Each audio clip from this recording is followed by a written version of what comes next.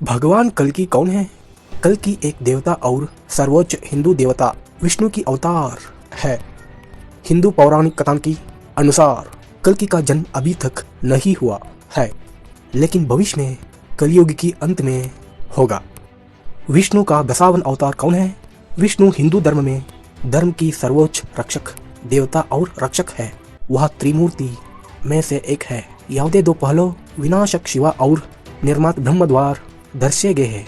जब विष्णु पृथ्वी पर अवतारित होते हैं तो वह एक अवतार की रूप में ऐसा करते हैं। हर बार एक अलग मानव या मानवी रूप धारण करते हैं। हिंदू धर्म ग्रंथों में भविष्यवाणी की गाई है कि विष्णु की 10 महान या महा अवतार पृथ्वी पर प्रकट होंगे। अब तक विष्णु की 9 महा अवतार हो चुके हैं। विष्णु की 9 महा अवतार मत्स्य, मछली, मानव, कूर्म, कुचवा, आदामी, वराह, सूर, आदमी, नरसिंह, सिंह, पुरुष, वामन, बौना, अमर, योद्ध, परशुराम, राम, आदर्श, नैतिक पुरुष, कृष्ण, पवित्र, राज, बलराम या बुद्ध, प्रबुद्ध व्यक्ति। अवतार कल्कि का उल्लेख सबसे पहले प्राचीन हिंदू महाकाव्य महाभारत में विष्णु की अंतिम सांसारिक अवतार के रूप में किया गया है। कल्कि का उल्लेख कई यादे हिंदू ग्रंथों में भी किया गया है, जिनमें हरिवंश पुराण, कल्कि पुराण, अग्नि पुराण, ब्रह्मानंद पुराण, भविष्योत्तर पुराण और भगवत महापुराण शामिल है।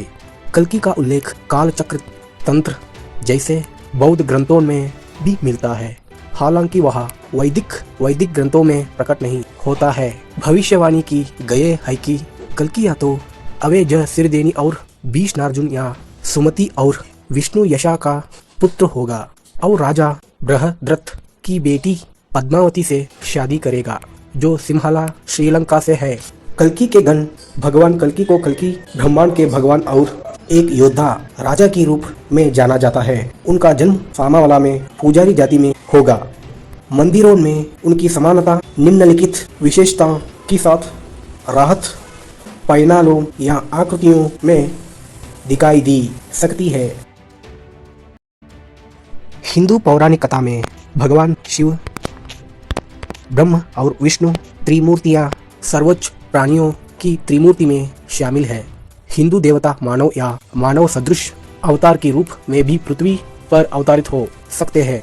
हिंदू साहित्य के अनुसार विष्णु के 9 महान महा अवतार पृथ्वी पर अवतारित हुए है। विष्णु की 10वें और अंतिम अवतार का नाम कल्कि होगा, हालांकि वह अभी तक प्रकट नहीं हुए है। विष्णु की 10 अवतारों को दशा अवतार कहा जाता है, जिसका संस्कृत में अर्थ है 10 अवतार। कल्कि को धर्म की रक्षक और दुष्टों का विनाशक मान जाता है।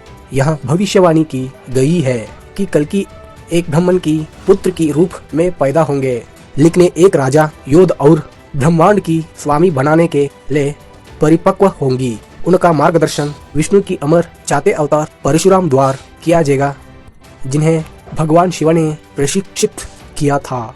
कल्कि की चौथी और वर्तमान युग कलयुग की अंत में प्रकट होने की भविष्यवाणी की गई है, जो 3102 ईसा पूर्व में शुरू हुआ और लगभग 4 लाख वर्षों की बाद हिंदू धर्म की वैष्णव संप्रदाय में कल्कि सर्वनाश की अग्रदूत है।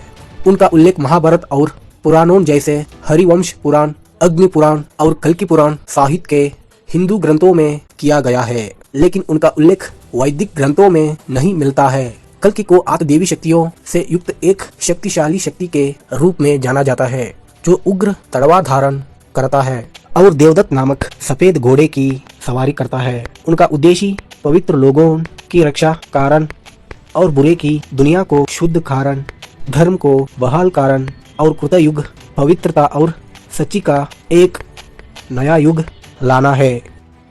कलयुग कैसा होगा?